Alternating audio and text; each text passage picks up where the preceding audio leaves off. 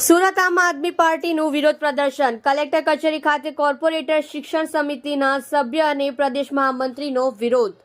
સુરતની શિક્ષણ સમિતિની 207 માંથી 187 ફાયર એનઓસી જ નથી। સુપ્રીમ કોર્ટની ગાઈડલાઇન્સનું ઉલ્લંઘન થતો હોવાનો આરોપ। દરેક શાળામાં વાલીઓ જોઈ શકે તે રીતે ફાયર એનઓસી પ્રદર્શિત કરવાની માંગ। લાખો બાળકોને છે જીવનો જોખમ। ફાયર એનઓસી વગર કેવી રીતે શાળા ચાલે છે તે પણ એક સવાલ।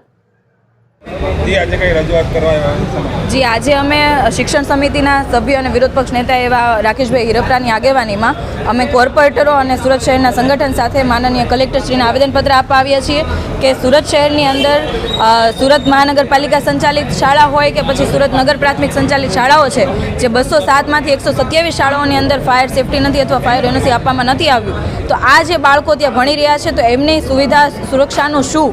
તો આ ખૂબ મોટો સવાલ છે। ટ્રિપલ એન્જિનની સરકાર છે, વર્ષોથી ભારતીય જનતા પાર્ટીની સરકાર રહી છે, તો હજી પણ કેમ બાળકો માટે આવું વિચારવામાં નથી આવતું? હજી પણ બાળકોને કેમ આવી દુર્ઘટના વારંવાર થતી હોય છે તો પણ કેમ ફાયર સેફટીની સુવિધા કરવામાં નથી આવી? તો એ બાબતે અમે કલેક્ટરશ્રીને આવેદનપત્ર આપવા આવ્યા છીએ કે તમામ નગર પ્રાથમિક શિક્ષણ સમિતિની સ્કૂલોની અંદર ફાયર એનઓસી અને ફાયર સેફટીની સુવિધા કરવામાં આવે।